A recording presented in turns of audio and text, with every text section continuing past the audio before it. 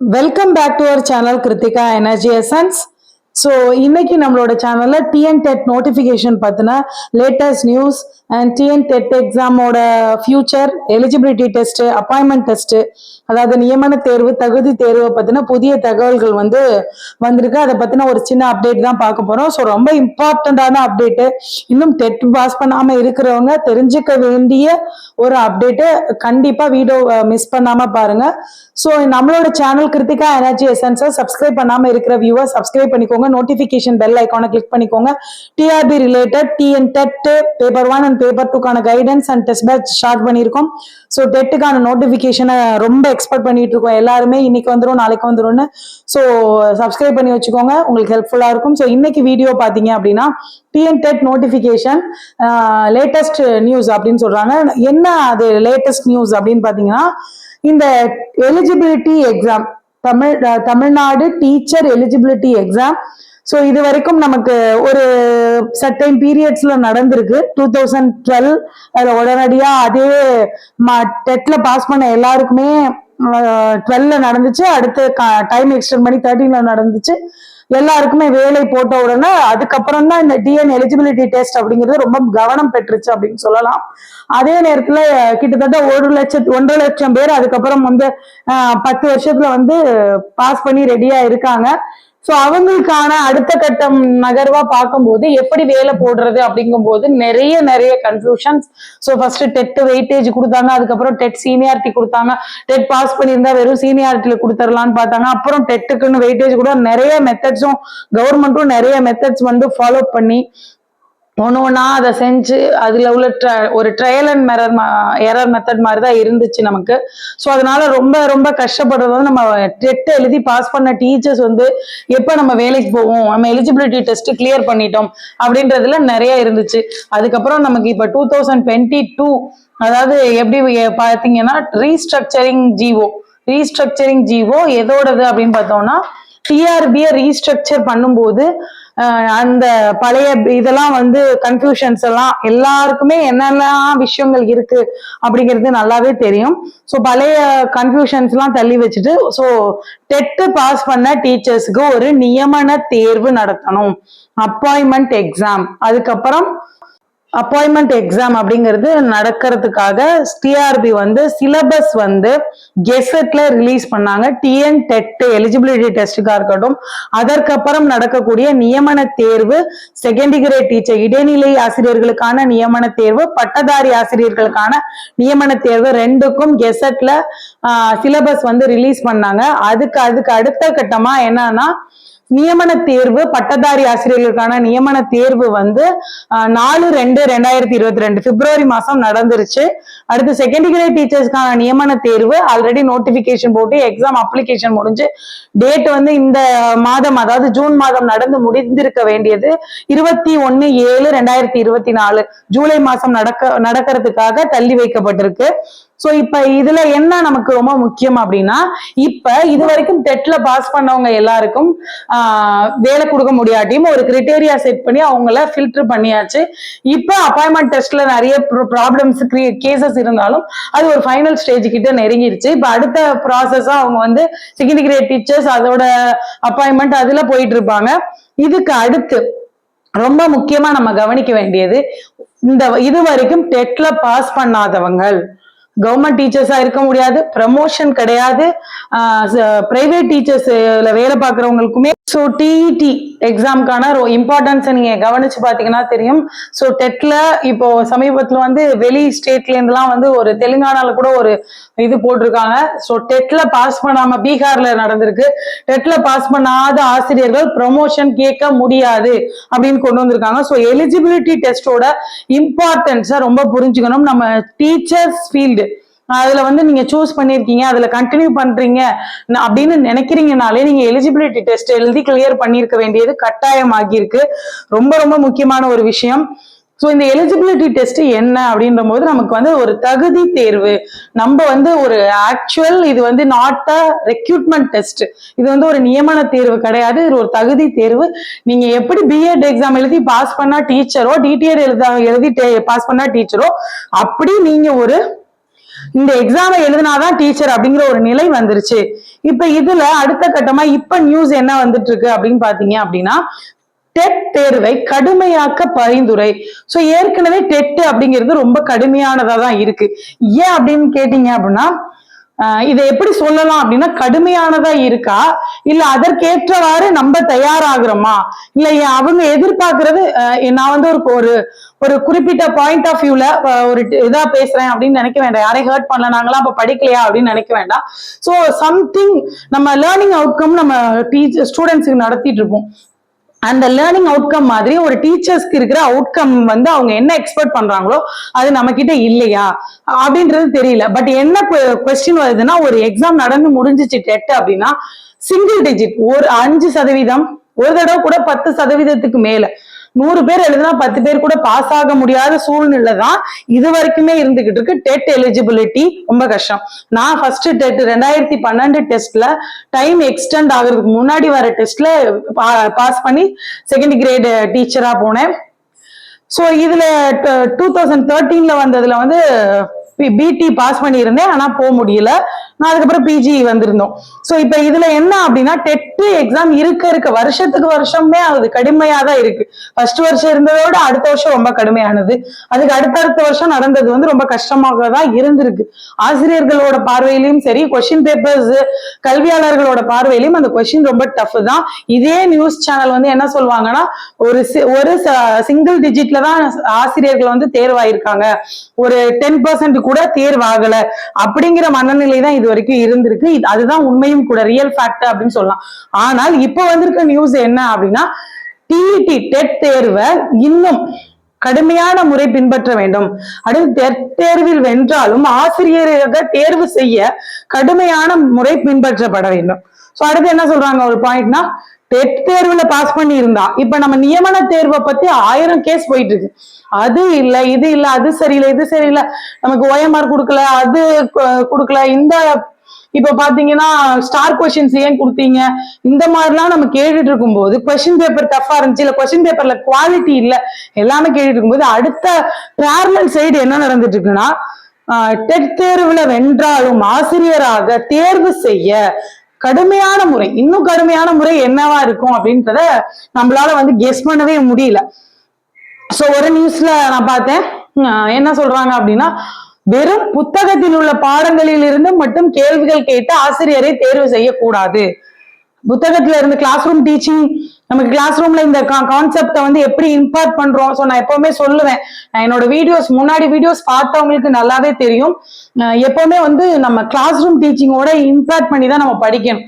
நமக்கு வந்து நம்ம வந்து ஒரு குரூப் 4 ஏதோ எழுதல, ஒரு ஃபேக்ட் தெரிஞ்சிருக்கான்னு கண்டுபிடிக்கணும். நம்ம அதை எப்படி கிளாஸ் ரூம்ல பயன்படுத்த போறோம் அப்படிங்கிறது எந்த அளவுக்கு நம்ம கிளியரா இருக்குமோ அந்த அளவுக்கு நம்மளோட பாயிண்ட், அதாவது பாயிண்ட் ஆஃப் அக்யூரசின்னு சொல்லுவாங்க, நம்ம மேல போறதுக்கு அந்த பாயிண்ட் கரெக்டா சொல்லணும்னா, அந்த செலெக்ஷன் லிஸ்டுக்குள்ள போறதுக்கான அக்யூரசி என்னன்னு கேட்டீங்கன்னா, நீங்க வந்து கிளாஸ் ரூம் பெடகாகிக்கல் மெத்தட்ஸ கிளியர் கட்டா தெரிஞ்சுக்கிறது தான். சோ இங்கேயும் அதுதான் சொல்றாங்க. என்ன அப்படின்னா, சோ ஆசிரியரா தேர்வு செய்ய கடுமை. அதுக்கடுத்து என்ன பாயிண்ட் சொல்றாங்கன்னா, வெறும் பாட புத்தகத்தில் உள்ள கேள்விகளை கொண்டு ஆசிரியரை தீர்மானித்தல் கூடாது. இது வந்து பல கோணத்துல நம்ம அனலைஸ் பண்ண வேண்டியது.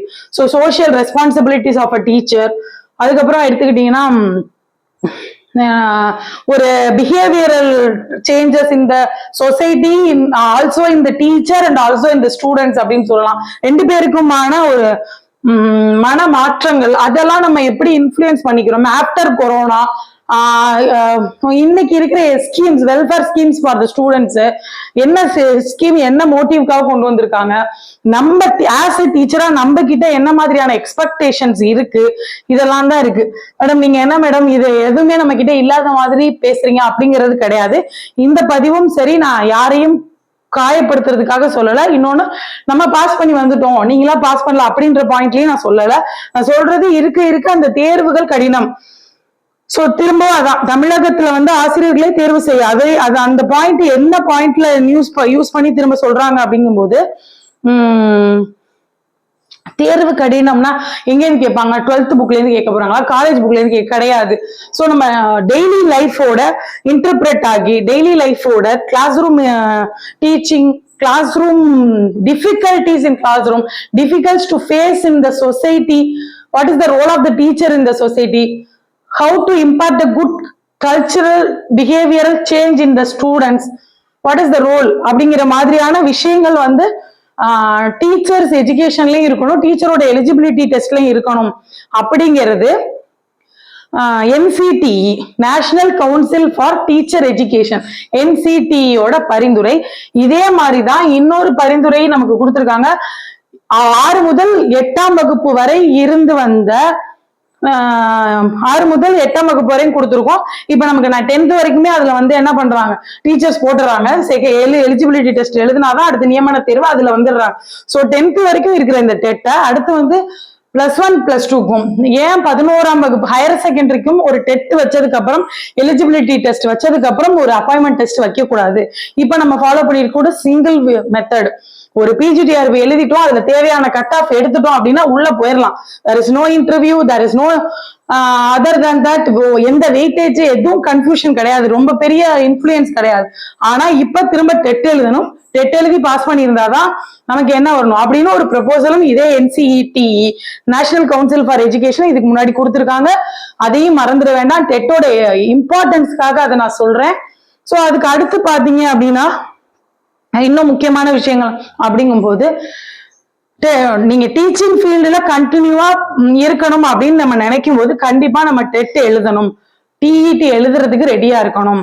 அப்ப இந்த TET-யை நான் எப்படி ப்ரிப்பேர் பண்றது அப்படிங்கும் போது எல்லாமே பேப்பர் 1 அப்படின்னா உங்களோட சோர்ஸ் புக், உங்களுக்கு டயட்ல இருந்து கொடுக்கப்பட்ட சோர்ஸ் புக். பிஎடா இருந்தா உங்களுக்கு TNTU தமிழ்நாடு டீச்சர் எஜுகேஷன் யூனிவர்சிட்டில இருந்து கொடுக்கப்பட்ட சிலபஸ் ரெண்டுமே சப்ஜெக்ட் வைஸ் அண்ட் சைக்காலஜி ரெண்டுமே உங்க கையில இருக்கணும். முதல் இது அத கிளாஸ் ரூம் டெக்னிக்கல் இஷ்யூஸோட கனெக்ட் பண்ணிக்க தெரியணும். இதுதான் ரொம்ப முக்கியம். சோ இந்த டெட்டை பொறுத்த வரைக்கும் இந்த முக்கியமான 3 பாயிண்ட் ரொம்ப ஒரு மேஜர் ரோல் பண்ணும் அப்படின்னு நம்ம நினைக்கலாம். சோ அடுத்ததா பார்த்தோம்னா தமிழகத்தில் ஆசிரியர்களை தேர்வு செய்யும் டெட் தேர்வை கடுமையாக்க பரிந்துரை. தற்போதைய டெட் தேர்வு முறை ஆசிரியர்களுக்கான கற்பித்தல் முறைக்கு போதுமானது அல்ல. பாட புத்தகத்தை மட்டும் அடிப்படையாக வைத்து டெட் தேர்வை நடத்தக்கூடாது என பரிந்துரை. டெட் தேர்வை கடுமையாக்க வேண்டும் என மாநில கல்விக் கொள்கையில் பரிந்துரை. சோ இது ஃபுல் நியூஸுமே வந்துருச்சு, நம்ம டிஸ்கஸ் பண்ண எல்லாமே ஒரே ஸ்லைட்லயே வந்துருச்சு. பாத்தீங்கன்னா இதுதான் தற்போதைய டெட் தேர்வு முறை ஆசிரியர்களுக்கான கற்பித்தல் முறைக்கு போதுமானது அல்ல. இப்ப நம்ம சொல்லியிருக்கோம் நியமன தேர்வை கேன்சல் பண்ணுங்கன்னு கேட்டிருக்கோம், அவங்க நியமன தேர்வையே இன்னும் ஹார்டா கொடுங்கன்னு சொல்றாங்க. சோ இது வந்து ஒரு நேஷனல் கவுன்சில் எஜுகேஷனோட பரிந்துரை. அப்ப இதுல நம்ம நியமன தேர்வு வேண்டாம்னு சொல்றதுக்கான வாய்ப்பே மறுக்கப்படுது. அப்ப நமக்கு நீங்க டெட்டு பத்தாது, டெட்டையும் இன்னும் கஷ்டமா வைங்க, டெட்டுக்கு அடுத்து வைக்கிற எக்ஸாம அதை விட கஷ்டமா வைங்க, கிளாஸ் ரூம் டெக்னிக்ஸை வந்து இம்பார்ட் பண்ற மாதிரி வைங்க. கிளாஸ் ரூம் டெக்னிக்ஸ்ல இருக்கிறது பாட புத்தகத்தில் தற்போதைய டெட் தேர்வு முறை ஆசிரியர்களுக்கான கற்பித்தல் முறைக்கு போதுமானவர். அப்படின்னா என்னன்னா நமக்கு class room methodology, so subject methodology இதெல்லாம் வந்து மேஜர் வைஸ் வந்து அதுல ரொம்ப பிளே பண்ணல. கொஸ்டின்ஸ் ஃபுல்லாமே எப்படி இருக்கும் அப்படின்னு பாத்தீங்கன்னா ஒரே பாயிண்ட் ஆஃப் வியூல இருக்கு அப்படிங்கிறது அவங்க சொல்றது. சோ பாட புத்தகத்தை மட்டும் அடிப்படையாக வைத்து டெட் தேர்வை நடத்தக்கூடாது. அடுத்து வர டெட்ல உடனடியா இந்த மாற்றம் இந்த கவுன்சிலோட இதை வந்து எடுத்துக்கிறாங்களா அப்படிங்கறத விட அது தெரியல. இது நேஷனல் கவுன்சிலிங், இதுக்கு அடுத்து அதுல இருந்து தான் உங்களுக்கு SCRT அடுத்து வரும்போது அதுக்கு முன்னாடி இந்த டெட் ஒருவேளை அனௌன்ஸ்மெண்ட் ஆயிடுச்சுன்னா நீங்க எதிர்பார்க்கிற டெட்டை விட இது ரொம்ப ஈஸியா இருக்கும். இது நம்ம இந்த பாசிட்டிவ் சைடு தான் பார்க்கணும். ஸோ அடுத்தடுத்த ஸ்டேட்ல எல்லாம் இந்த டெட்டை வந்து அனௌன்ஸ் பண்ணி அவங்க ஒரு கொஸ்டின் ஃப்ரேம் பண்ணிட்டாங்கன்னா வரப்போற தேர்வு இப்ப எழுதுற தேர்வை விட கடினமானதாக இருக்கும். டெட் தேர்வை எவ்வளவு தூரம் சீக்கிரமா பாஸ் பண்ணி வச்சுக்கிறீங்களோ அந்த அளவுக்கு நம்மளோட பழைய ஆஸ்பிரன்ஸ் புதுசா படிச்சுட்டு வரவங்களுக்கு வேற வழியில எழுதிக்குவாங்க, அவங்க பிரசன்ட்லயும் இருப்பாங்க, அதனால ஈஸியா எழுதிட முடியும். பழைய teachers 2013 test batch TET batch இவங்க எல்லாம் வந்து டெட்ல பாஸ் பண்ணவங்க இல்ல, பாஸ் பண்ணாம இருக்கவங்க, எழுதுனதுல இருந்து இருக்கவங்க எல்லாருமே கொஞ்சம் கவனம் பண்ணி இந்த டெட்டை பாஸ் பண்ணிக்கிறது நல்லது. அடுத்து டெஸ்ட் பேட்ச்ல இருக்கவங்க, டெட் பாஸ் பண்ணி இருக்கவங்க நியமன தேர்வுக்கு முழு வீச்சுல தயாராகணும். எனக்கு வேற வழி இல்லை, இதுதான் ஆசை அப்படிங்கும் போது நம்ம ரொம்ப ஹார்ட் ஒர்க் ஆகும். நியமன தேர்வு அடுத்து எப்போ வரும், யூஜிடிஆர்பி அப்படின்லாம் கேட்கிறோம். ஆனா எப்ப வந்தாலும் நம்ம தயாரா இருக்கணும். அதுதான் இன்னைக்கு நிலைமை. எப்ப உடனே வந்தாலும் சரி, இல்ல அடுத்த வருஷம் வந்தாலும் சரி, இல்ல அதுக்கடுத்த வருஷம் வந்தாலும் சரி, நம்ம கரெக்டான டைம்ல ரெடி ஆகி இருக்கணும். நம்ம ப்ரிப்பரேஷனை தொடர்ந்து செஞ்சுக்கிட்டே இருக்கணும் அப்படிங்கிறது தான் இன்னைக்கு சொல்ற விஷயம். ஏன்னா ப்ரிப்பரேஷனை லேட் பண்ண நம்மளோட victory, the point of victory வந்து தள்ளி போயிட்டே தான் இருக்கு. ஸோ இந்த வருஷம் இல்லைன்னா, எப்பவுமே நாங்க ஃபர்ஸ்ட் வருஷம் படிக்கும் போதெல்லாம் இந்த வருஷம் இல்லைன்னா அடுத்த வருஷம் அப்படின்ற பாயிண்ட்ல எல்லாம் படிக்கல. ஆனா அடுத்த வருஷம் நம்ம எழுதியிருந்தா எவ்வளவு கஷ்டமா இருந்திருக்கும் அப்படின்னு ஃபீல் பண்ண முடியும். ஸோ அதனால இந்த வருஷமே எல்லாருமே எழுதிடுறதுக்கான, ஒரு பாஸ் பண்றதுக்கான ஒரு ஃபுல் ப்ரிப்பரேஷனை கொடுக்கணும் அப்படிங்கறத நான் சொல்ல வர பாயிண்ட். ஸோ அடுத்து பார்த்தோம்னா, as usual, Kiruthika energy essence encourage, educate and elevate. எல்லாருக்குமே தெரியும் நமக்கு கிடைச்ச மோட்டிவேஷன், எந்த மாதிரி மோட்டிவேஷன் இருந்தா ஒரு சிச்சுவேஷனை, ஒரு எக்ஸாம கன்சிஸ்டன்சியோட வெற்றி பெற முடியும் அப்படிங்கிறது வந்து என்கரேஜ் பண்றது, அடுத்தவங்களை மோட்டிவேட் பண்ணணும். எஜுகேட், நம்ம எந்த மாதிரி ஸ்ட்ராட்டஜி எல்லாம் படிச்சோம் அது அடுத்தவங்களுக்கு கொடுக்கணும் அப்படிங்கிறது தான் எஜுகேட். எலிவேட்ங்கிறது நம்மள மாதிரியான ஒரு உயரத்துக்கு, நம்மளோட மேல ஒரு உயரத்துக்கு உயர்த்தணும். நம்ம ஷேரிங் இஸ் கேரிங் அப்படிங்கிற பேசிஸ்ல. ஸோ யூஜிடிஆர்பி அண்ட் டிஎன்டெட் 2024க்கான test batch, online test batches conduct பண்ணிட்டு இருக்கோம் கிருத்திகா எனர்ஜி எசன்ஸ்ல இருந்து. உங்களுக்கு இதுல ஜாயின் பண்ணிக்க விருப்பம் இருந்தா ஸோ டீட்டெயில் சொல்லிடுறேன். PGTRB English major and psychology and GK, psychology and GK ஒரு டெஸ்ட் பேட்ச், இங்கிலீஷ்க்கு ஒரு டெஸ்ட் பேட்ச் தனியா போயிட்டு இருக்கு.